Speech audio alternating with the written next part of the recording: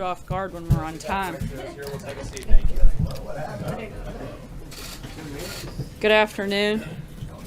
As you all saw earlier today, the President met with the Governor of Puerto Rico this morning to discuss the ongoing hurricane recovery efforts. The administration is working tirelessly to help our fellow citizens recover and rebuild, and we will stand with them throughout this process. It's been a while since I've had the opportunity to share a letter to the President from the podium, and I have one today that I think you'll all enjoy. This one is from Mackenzie of Dalton, Georgia. Mackenzie is 7 years old and is in the 2nd grade, and she wrote, "Dear President Trump, I'm writing to tell you how much I appreciate all you're doing.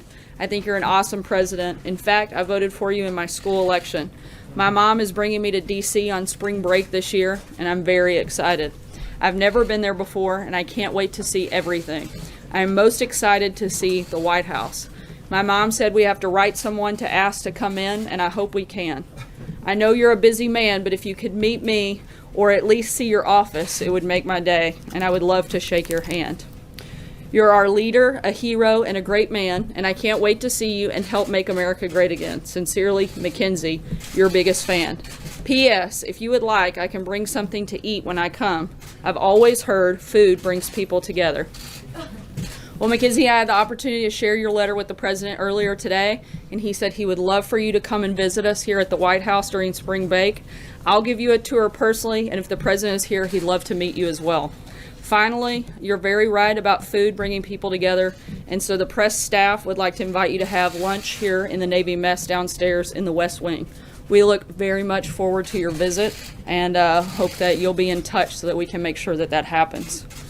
On a more serious note, we've had a lot of questions come in, and I certainly addressed quite a few of them yesterday, and thought today it might be more appropriate to have the Chief of Staff address some of those questions specific to outreach to Gold Star families. He'll address questions on that topic, and if you have other questions throughout the day, the press staff will be here and happy to answer those after the briefing later this afternoon. Thanks, guys. Well, thanks a lot. And it is a more serious note. So I just wanted to perhaps make more of a statement and an explanation, give more of an explanation than what amounts to be a traditional press interaction. Most Americans don't know what happens when we lose one of our soldiers, sailors, airmen, Marines, or Coast Guardsmen in combat. So let me tell you what happens. Their buddies wrap them up in whatever passes as a shroud, puts them on a helicopter as a routine, and sends them home. Their first stop along the way is when they're packed in ice, typically at the airhead, and then they're flown to usually Europe, where they're then packed in ice again and flown to Dover Air Force Base, where Dover takes care of the remains, embalms them, meticulously dresses them in their uniform with the medals that they've earned, the emblems of their service, and then puts them on another airplane linked up with a casualty officer escort that takes them home. A very, very good movie to watch if you haven't ever seen it is Taking Chance, where this is done in a movie HBO setting. Chance Phelps was killed under my command right next to me, and it's worth seeing that if you've never seen it. So that's the process. While that's happening, a casualty officer typically goes to the home very early in the morning and waits for the first lights to come on. And then he knocks on the door. Typically the mom and dad will answer, wife. And if there is a wife, this is happening in 2 different places. If the parents are divorced, 3 different places. And the casualty officer proceeds to break the heart of a family member and stays with that family until, well, for a long, long time, even after the internment. So that's what happens. Who are these young men and women?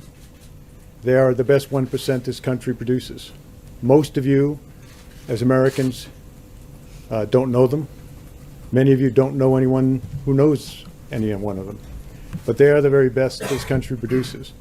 And they volunteer to protect our country when there's nothing in our country anymore that seems to suggest that selfless service to the nation is not only appropriate but required. But that's all right. Who writes letters to the families? Typically, the company commander, in my case as a Marine, the company commander, battalion commander, regimental commander, division commander, Secretary of Defense, typically the service chief, Commandant of the Marine Corps, and the president typically writes a letter. Typically, the only phone calls the family receives are the most important phone calls they can imagine, and that is from their buddies. In my case, hours after my son was killed, his friends were calling us from Afghanistan, telling us what a great guy he was. Those are the only phone calls that really matter. And yeah, the letters count to a degree, but there's not much that really can take the edge off what a family member is going through. So some presidents have elected to call. All presidents, I believe, have elected to send letters. If you elect to call a family like this, it is about the most difficult thing you could imagine. There's no perfect way to make that phone call. When I took this job and talked to President Trump about how to do it, my first recommendation was he not do it. Because it's not the phone call that parents, family members are looking forward to. It's nice to do, in my opinion, in any event.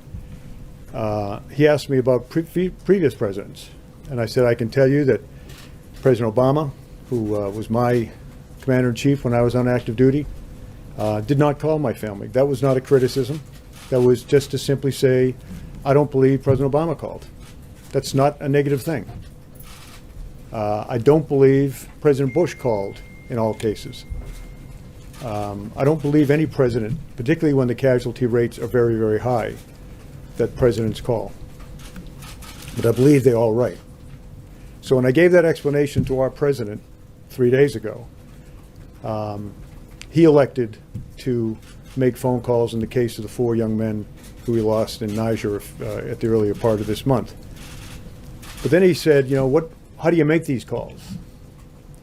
If you're not in the family, if you've never worn the uniform, if you've never been in combat, you can't even imagine how to make that call.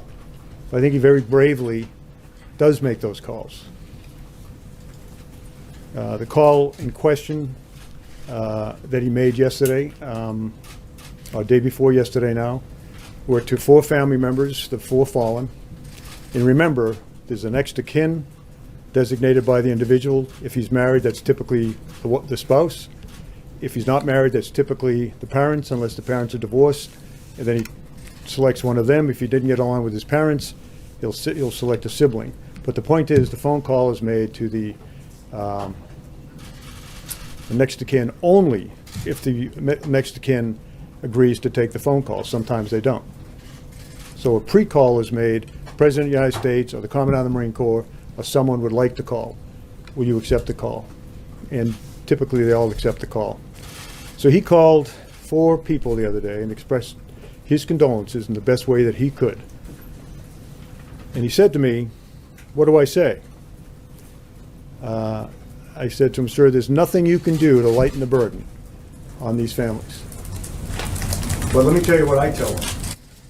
And let me tell you what my best friend, Joe Dunford, told me, because he was my casualty officer. He said, Kel, he was doing exactly what he wanted to do when he was killed.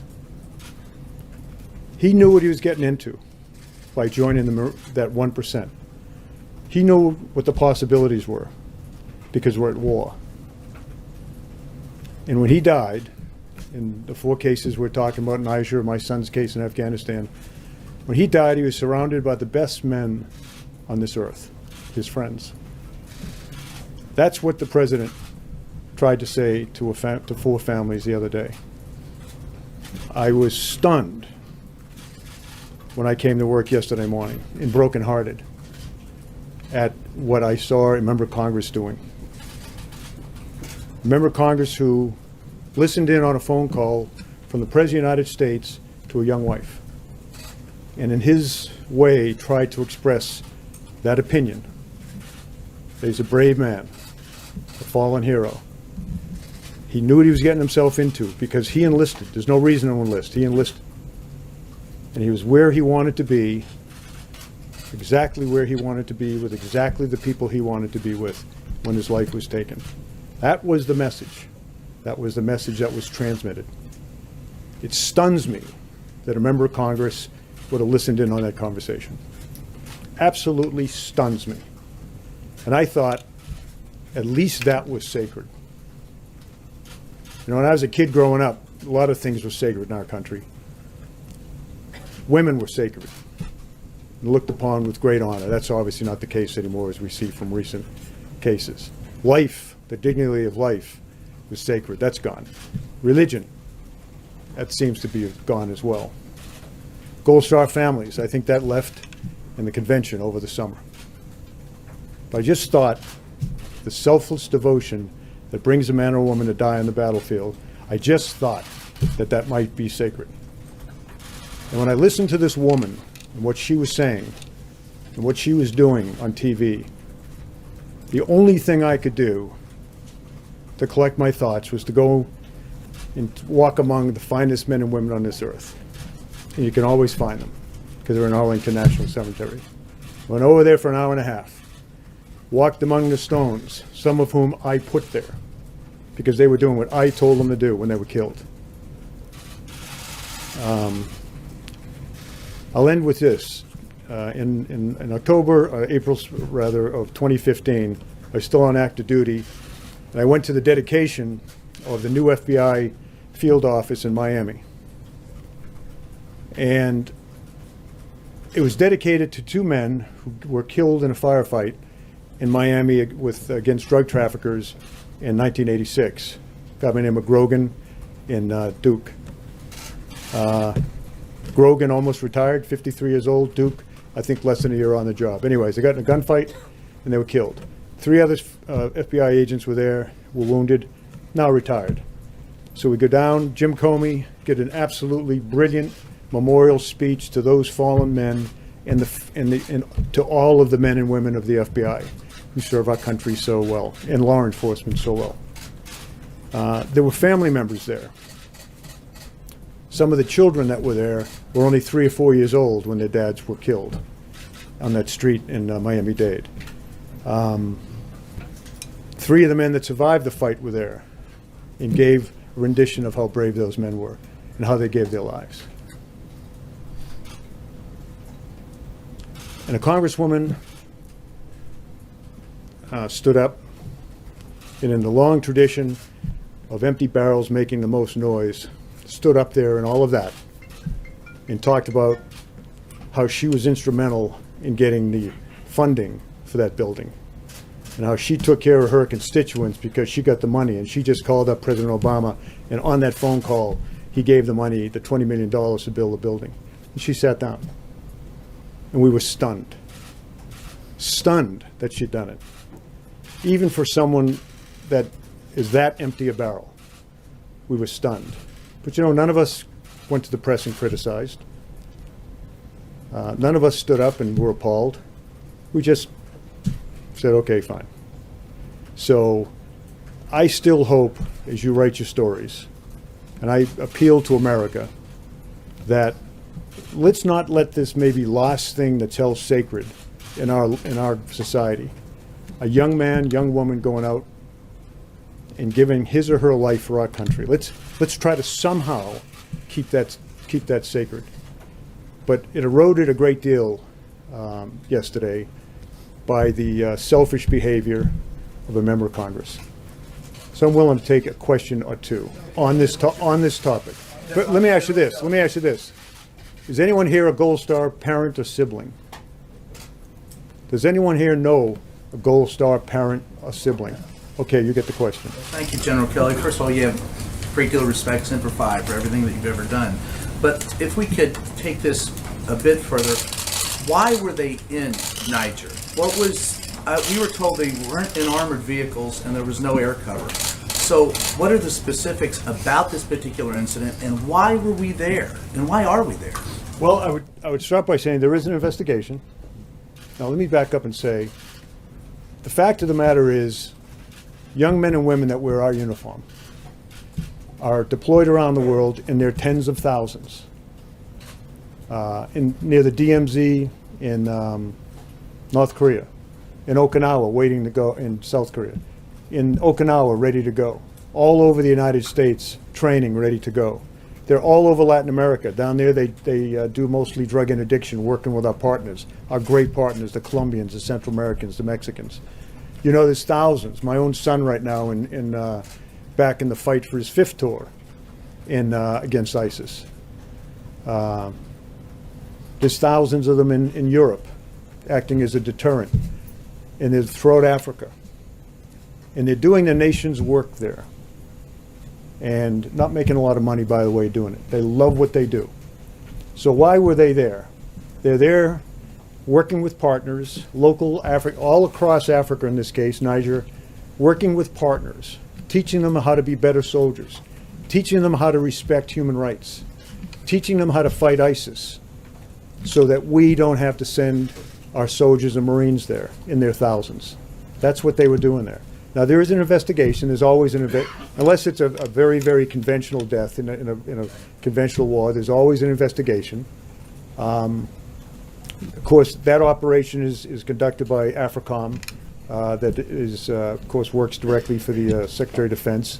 There is I talked to Jim Mattis this morning. I think he made statements this afternoon. There's an investigation ongoing. An investigation doesn't mean anything was wrong. An investigation doesn't mean people's heads are going to roll.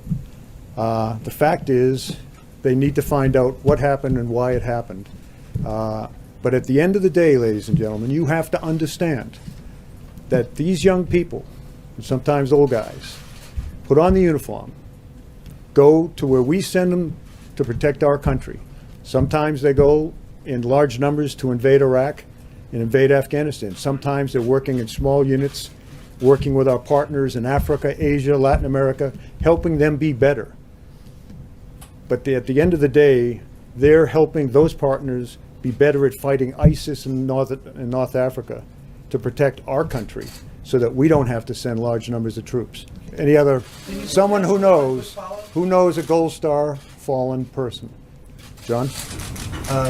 General, thank you for being here today. Thank you for your service and for your family's sacrifice. There has been some talk about the timetable of the release of a statement about I think at that point it was 3 soldiers who were killed in Niger. Can you walk us through the timetable of the release of that information, and what part did the fact that a beacon was pinging during that time have to do with the release of the statement, and were you concerned that divulging information early might jeopardize a soldier's attempted E&E? Yeah. First of all, that's we are at the highest level of the U.S. government. The people that will answer those questions will be the people at the other end of the military pyramid. I'm sure the Special Forces Group is conducting it. I know they're conducting an investigation. That investigation, of course, under the auspices of AFRICOM, ultimately will go to the Pentagon. I've read the same stories you have. I actually know a lot more than I'm letting on, but I'm not going to tell you. There is an investigation being done. But as I say, the men and women of our country that are serving all around the world. I mean, what the hell is my son doing back in the fight? He's back in the fight because working with Iraqi soldiers who are infinitely better than they were a few years ago to take ISIS on directly, so that we don't have to do it. Small numbers of Marines where he is, working alongside those guys. That's why they're out there, whether it's Niger, Iraq, or whatever. We don't want to send tens of thousands of American soldiers and Marines in particular to go fight. I'll take one more, but it's got to be from someone who knows. All right. General, when you talk about Niger, sir, what does your intelligence tell you about the Russian connection with them, and what stories that are coming out now they're supporting? Russian connection, but I would not, in my position, know that. That's a question for Northcom or for, not Northcom, or AFRICOM or DOD. So, thanks very much. And as I walk off the stage, understand there's tens of thousands of American kids, mostly, doing the nation's bidding all around the world. They don't have to be in uniform. You know, when I was a kid, every man in my life was a veteran. World War II, Korea, and there was the draft. These young people today, they don't do it for any other reason than their selfless sense of selfless devotion to this great nation. We don't look down upon those of you that haven't served. In fact, in a way, we're a little bit sorry, because you'll never have experienced the wonderful joy you get in your heart when you do the kind of things our servicemen and women do, not for any other reason than they love this country. So just think of that, and I do appreciate your time.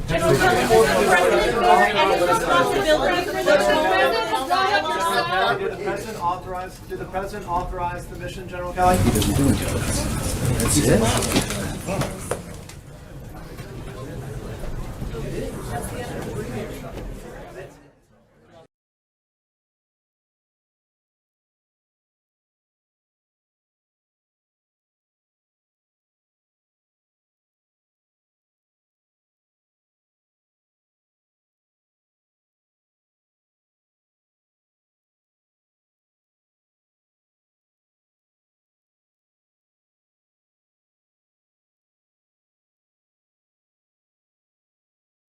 Looking here and seeing, are we going to hear more from Senator Sanders?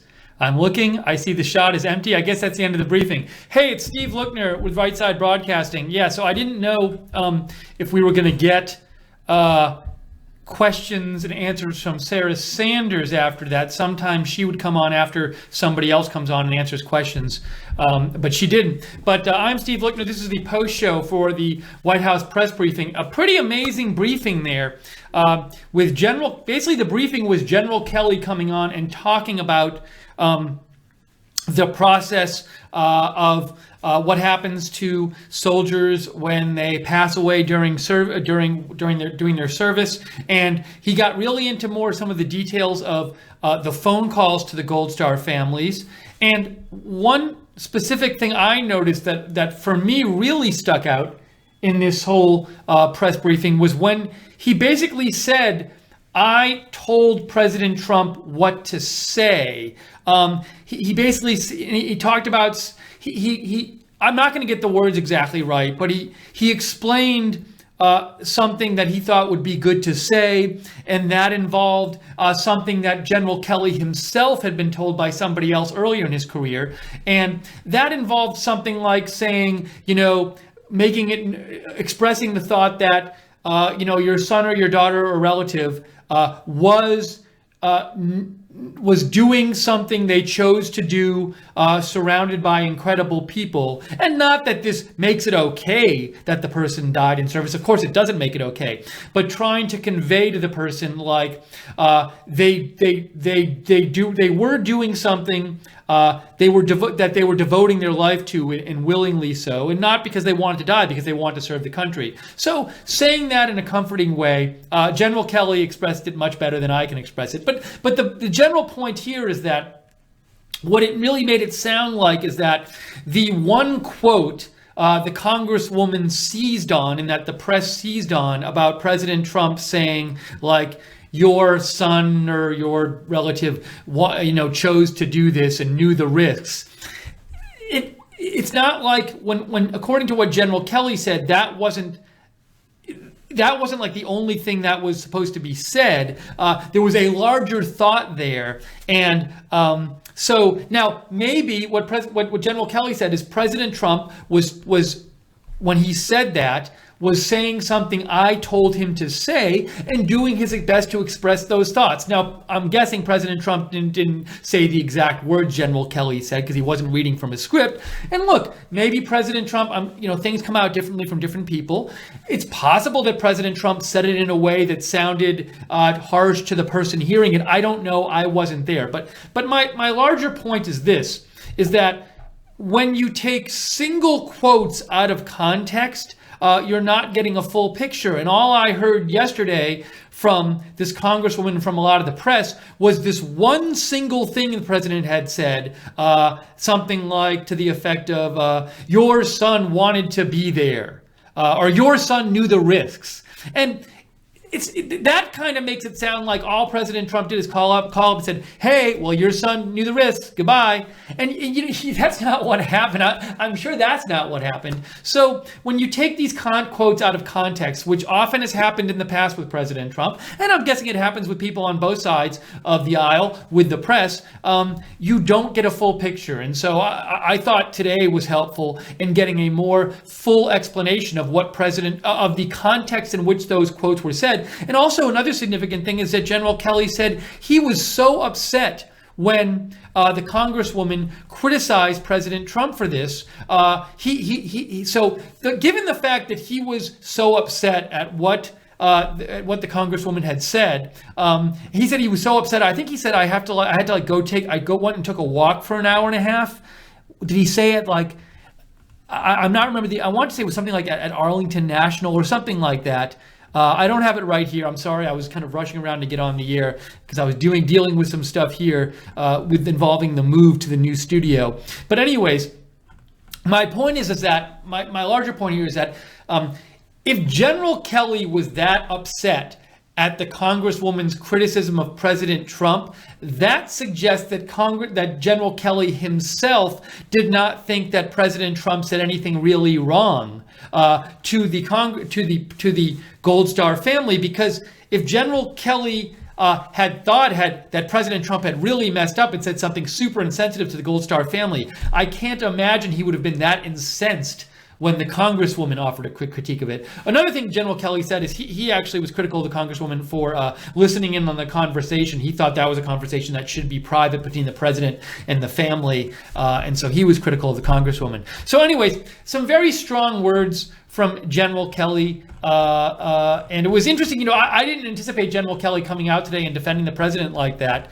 But at the same time, I didn't anticipate General Kelly saying, look, President Trump was basically saying what I told him to say. That's what he really said. He really said, President Trump asked me how to handle this. He asked me what to say. I gave him some advice. President Trump did the best he could to express what I told the president to say. So, that's what he basically said. I found that very interesting. Anyways, enough of me talking. I would love to hear what you guys thought about the press conference, press briefing today, which was basically General Kelly talking about this issue. What did you guys think? If you want to, you can write to me on Twitter at Lookner, at Lookner. And let me just see something here.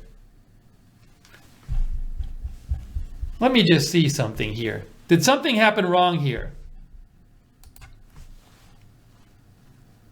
I'm just trying to fix something here. I'm watching the broadcast and you're not seeing me. You're seeing a live coverage banner. Hey, Jake, if you're watching, I'm on the studio. That graphic is coming from your end. I'm seeing me on my program. So let's see if we can fix this, guys. It looks like, oh, you can see me, but the graphics aren't moving. I see. Sorry, guys. I'm seeing the problem here. Let me fix this for you. Oh, I got it. Okay. The graphics aren't moving. Let me try to fix this. Let me take 1 second. Well, it looks like for this broadcast, at least, the graphics have stopped moving. But anyways, I'll after the broadcast, I'll fix this. Let me just try to do one more thing here. Ooh, I know what I can do. I think I got it. There we go. There's the ticker. I don't know why that happened. Interesting. And let's get the map moving. Oh, it's going to all come into play right now. It's going to all start happening. There's the map, and we need the logo to move.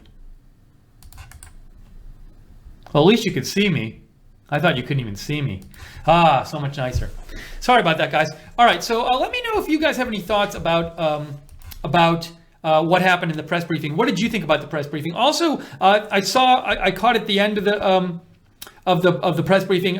Carl Peterson made a donation. Thank you so much, Carl Peterson, for your donation. We rely on you to stay on the air. We are viewer supported here at Right Side Broadcasting. So if you like our coverage and you like having an alternative to the mainstream media for your news that's agenda free, You can donate by going to the bottom of the YouTube chat and clicking on the $ at the bottom of the YouTube chat, or go to rsbn.tv/donate, rsbn.tv/donate.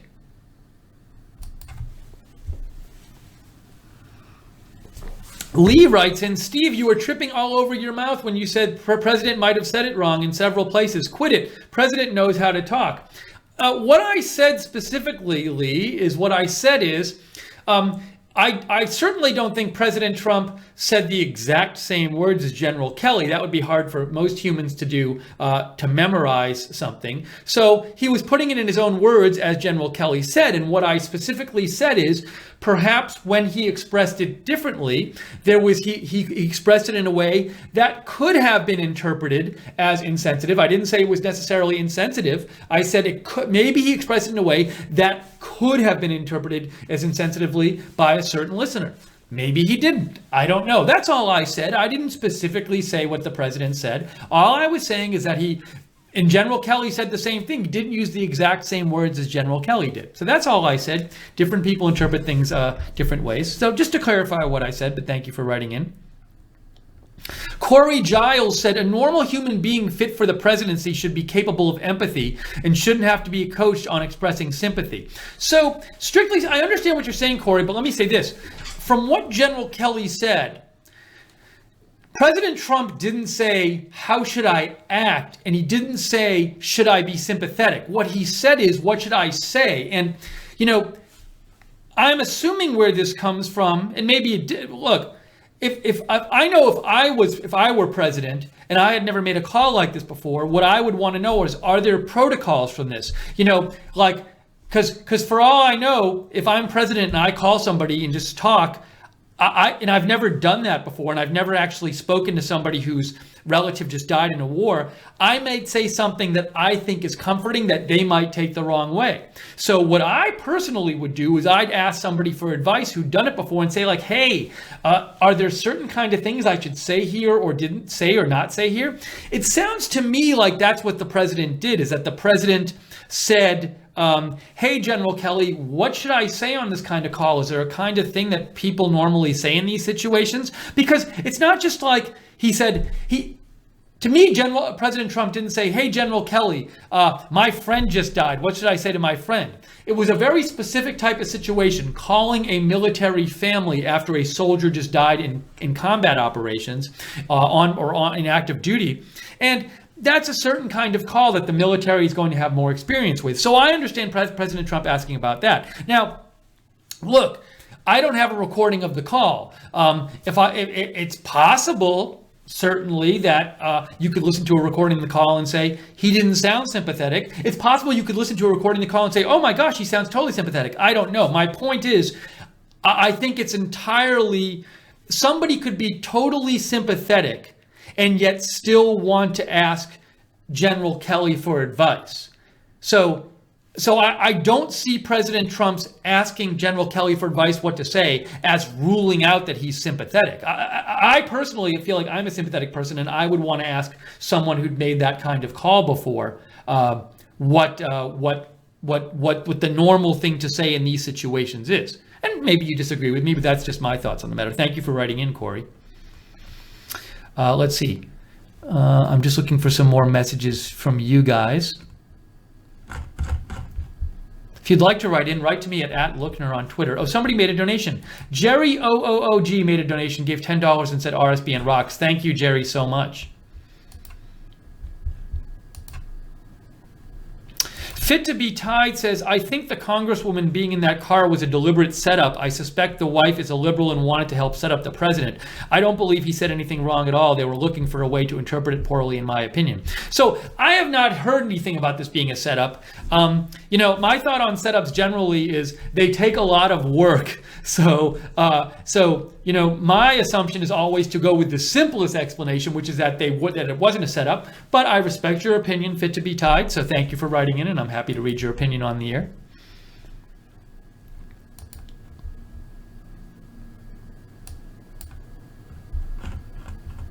And AM tweeted to me, from Fox Business News yesterday. Oh, they had said that the press secretary said yesterday General Kelly was present for the call and thought it was completely appropriate. He thought the call was respectful. So that was said by the press, according to Fox Business News that you sent me, AM. That was Secretary Sanders. Press Secretary Sanders said that, and General Kelly certainly acted today like he didn't have a problem with what the president had said in terms of it. He didn't act offended by it or anything, and he said he didn't think the criticism of it by the Congresswoman was warranted.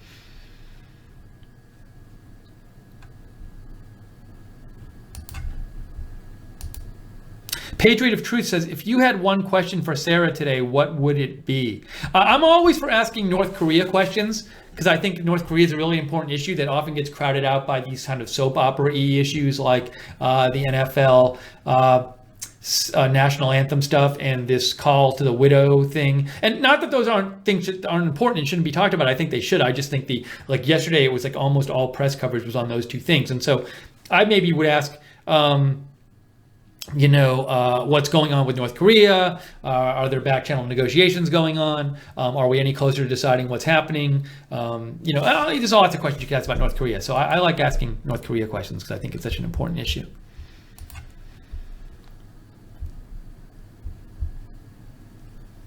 Hank Hill says, a huge part of being a great reporter isn't always the facts. It's how you relay those facts, the words you choose. That's why I love you, man. Thank you, Hank Hill. Well, I'm just trying to give, no matter, when I hear single quotes taken out of context, reported by the press, no matter who they're reported about, I want to know more. It could be about a sports thing. I just want to know more about the context in which it was said.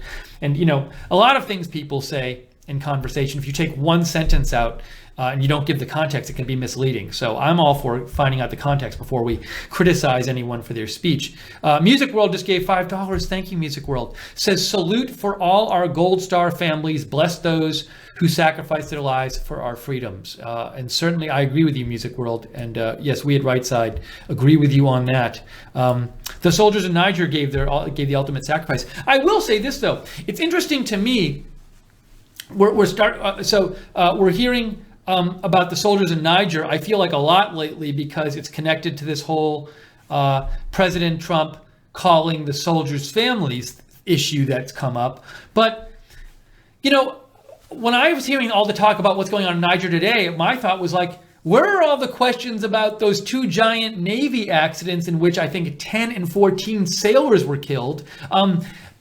Those are huge crashes where a huge number of soldiers were killed, and I haven't in particular yet heard an adequate explanation from the military as to why they happened. I know people got fired, and I've heard phrases like, I've heard general phrases like lack of leadership or something like that, but I haven't heard specific explanations. I'd like to know more about that. So I hope I hope the press isn't just covering a military disaster, something that goes wrong in the military where soldiers die. I hope the soldiers are not just covering an incident like that and asking probing questions about why it happened in cases where the incident might reflect badly on President Trump in some way. I hope the same attention is still going to be given to, like, for example, the two Navy accidents that there were two other accidents that I know we talked about. There was an AAV accident where a number of soldiers got injured. I think where an AAV caught on fire. Then there was that accident a couple weeks ago where there was a military vehicle and soldiers marching in formation. A number of soldiers got hurt in that accident. I didn't see a lot of coverage of that and questions asked in press briefings about that probing question. So I hope there's equal coverage being given to all of these. I would like to see questions asked about all of these accidents and events with soldiers die and get injured.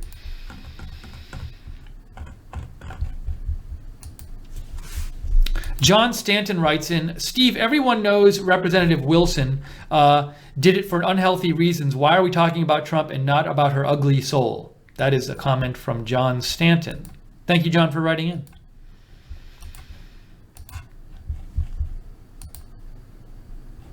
Greg Jackson writes in, after all that, what Kelly had to say to these disgusting reporters have to yell out. After all that, what Kelly had to say to these disgusting reporters have to yell out questions. They have no sympathy for anyone in the military. G&L's from the Common Sense, one of the moderators on the website. Thank you to all the moderators today, both on YouTube and the website. Very much appreciated. Common Sense says, Steve, did you say the senator overheard the president talking to the family? Eavesdropping is what she based her accusations on. So, from what I heard is that the representative was in the car with the family while this conversation was going on. I assume it was on speakerphone or something, so she could actually hear the conversation. That's my assumption. Let me know if I'm wrong about that. So she wouldn't be. So now another thing I don't know is if the representative was listening to the conversation, did she let the president know she was there? Now maybe she did, or the president's staff. I'm just not sure about that.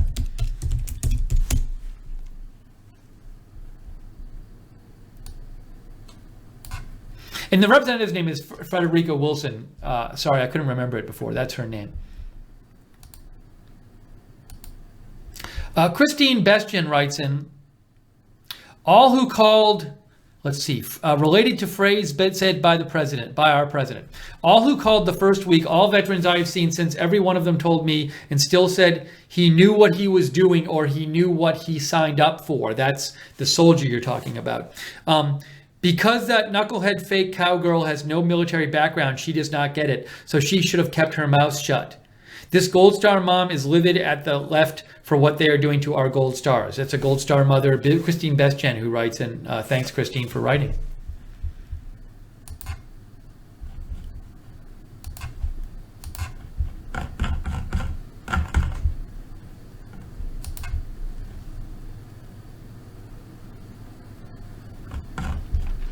Okay, let me just make sure I've got caught up on all your messages. Yeah, Barbara, thanks for giving me a heads up about the email from Christine. I just read it. I hadn't checked my email yet while on the air. So yeah, and just a little bit of an update here. So as many of you know, I just moved. I've been setting up a new home studio, RSBN 2 Studios in Atlanta, and that's almost, knock on wood, almost finished. Getting little things worked out.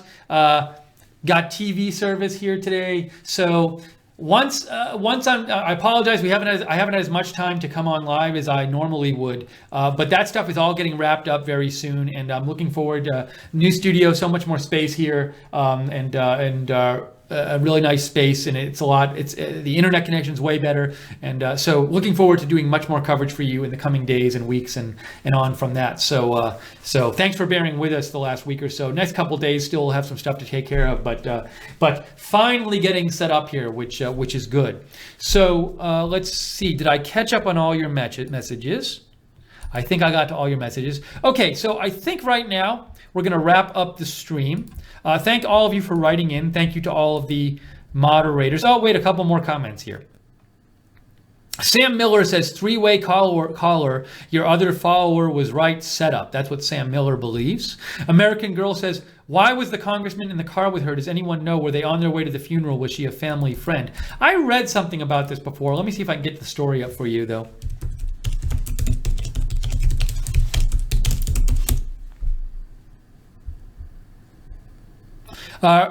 She was in the car with the family during the call. So Representative Frederica Wilson says, sorry, let me get this up here. She and others were in the car and they heard Trump on a speakerphone. So she was on the car with the widow of the soldier who got killed in Niger. And she was in the car, and they were on their way. I thought they were on their way. Let's see. On the way to Miami International Airport to meet the body of Johnson's husband when Trump called. So the Representative Wilson was in the car with the widow. They were on their way to the airport to meet the body of her husband when President Trump called. That's the story.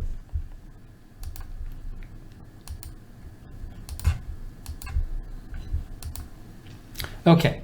I think we're going to wrap this up now. And again, thank you for you guys for making donations. We are viewer supported, so we hope you consider making a donation so we can keep staying on the air and covering stuff for you. and covering breaking news, covering President Trump's events, covering all kinds of things here. And especially with the new studio, it'll be even easier to come on the air and cover stuff for you. So I'll look forward to doing more of it. But if you want to donate, you can check the $sign at the bottom. Click on the $sign at the bottom of the YouTube chat right next to the broadcast. Or you can go to rsbn.tv/donate, rsbn.tv/donate. Also, you can, to know when we're coming on the air for breaking news videos and videos like this, be sure to subscribe to us on YouTube and click the notifications bell when you do. Also, follow us on Facebook at Right Side Broadcasting. Hello to everybody watching on Facebook. Follow us on Twitter at RSB Network. You can follow me on Twitter at @Lookner. I post a lot about breaking news a lot, even when I'm not on the air. So if you want breaking news updates, you can follow me at @Lookner on Twitter. Thank you so much to Jake and Joe for doing the excellent job producing as usual today. Sorry about the not moving graphics for a little while. And thanks to the moderators in the YouTube chat and the website. And we got in the YouTube chat, we got Ron and JC and Barbara and Real Frank. Anyone else there today? Maybe people were there earlier and I didn't catch it.